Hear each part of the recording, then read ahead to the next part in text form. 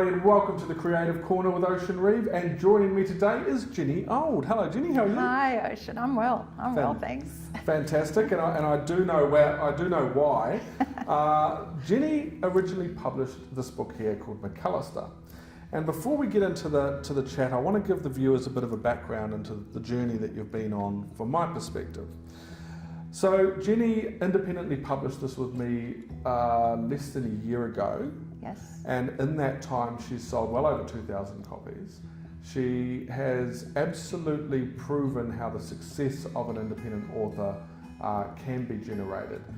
The best news for her now is that she has just been picked up by a traditional publisher.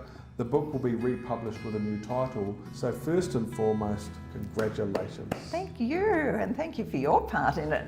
My success is your success. Absolutely, and I mean, I've loved every minute of it. I've loved watching what you've been doing over the past year, and to have the conversations we've had over the last couple of weeks about where it's now going, especially because you have that say and control over it.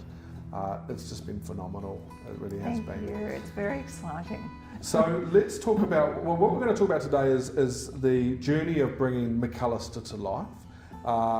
Keeping in mind limited edition copies, so when you guys watch this you better check out whether this book's still available, and we're going to look into the creative you, find out a bit more about Creative me, this was a long journey, the road to McAllister.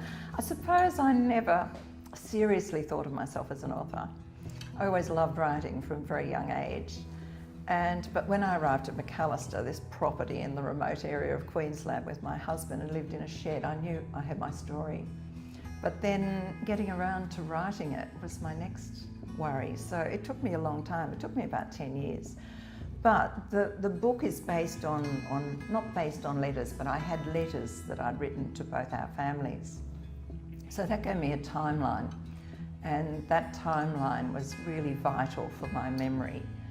And that's when I started to write. It took me quite a while to get all the letters collated in order, and Rick's diaries and memories, put all that together. That took a lot of time, and then I started to write. And I was fairly dedicated for quite a few years, writing. Probably I found in the afternoon from 1 till 5 was my writing time. I found in the morning, I think, oh, I should be putting the washing on, I should be doing this, blah, blah, blah. So I did a lot of writing then, and then we had various things in our life, as you do, that sort of turned me upside down. So when I moved to the Gold Coast, I seriously finished writing it with the help of a friend of mine who helped me edit it. He's also a published author, so he was really fun to work with, and he helped me in many ways. And I finally got to the end of the manuscript, and I was so excited. But what to do now? As far as I was concerned, I just wanted to write it. I had no idea what to do next. No idea. So that was the interesting bit. And then the editing. But my husband had met a publisher, an independent publisher, and he'd spoken to me and said he indicated interest on looking at my book. He said, be in touch when you're finished. So I emailed him when I had my final manuscript, and he emailed back and said, who are you? Lovely. So my heart went to my boots, and then I gave him some reminders, and he said, oh yes, look, I'm actually selling my business, would you like to buy it? So I went into the depths of the doldrums then, and Rick, my dear husband, said, don't worry, there'll be somebody out there. And he knew a girl who'd published a book with Ocean Reeve, and she rang me and said, don't do any research. I've done it all.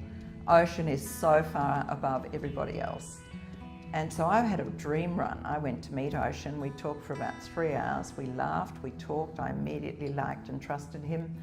And that's when my journey began to the next stage. We actually, we did connect very well at that meeting, but I did encourage you to sort of come to that seminar I was doing actually in the Gold Coast to be able to see the bigger picture of how I felt the publishing journey should go. And the key thing, well, I've gone off script here, but it doesn't matter. The key thing that I felt through our journey was the marketing. And there was no doubt, you know, your friend who helped you edit, he'd made it clear to me, and I'd seen it as well, as did Rick, that the story was going to hold its own. but the marketing was something that was absolutely, new to you.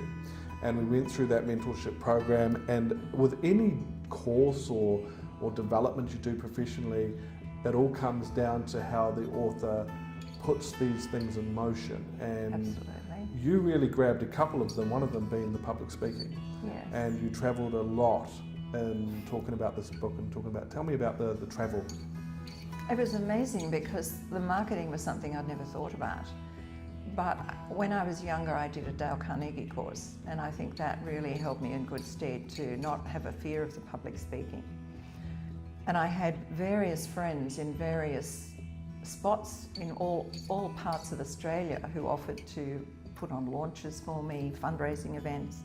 So I started with a big launch here at the Gold Coast, a big sit-down lunch for 200 people, which was fantastic, and the book was part of the ticket, so 200 people received a book.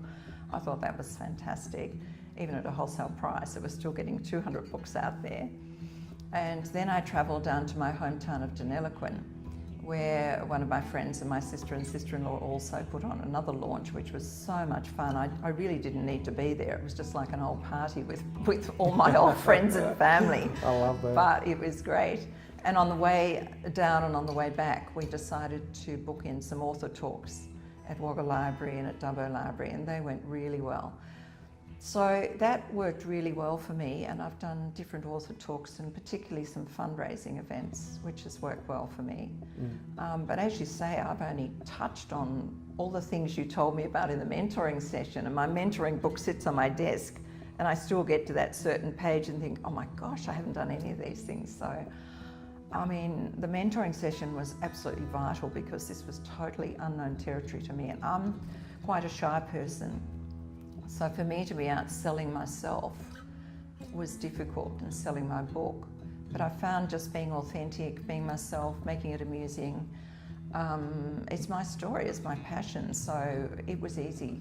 Who are the people that you'd like to make mention of from the moment you decided to put this together, gathered all those letters to where you're at now, heading into traditional publishing with a contract of a lifetime? Quite a few. My mother was the first one. When she visited, she always encouraged me to write. And she was a highly intelligent lady, but every time she visited McAllister, she'd say, you have to write that book, you have to write that book. This is such a story, you have to record it. So her encouragement, unfortunately, she's not here to see the success. So she was very important. Plus she kept the letters, which were great.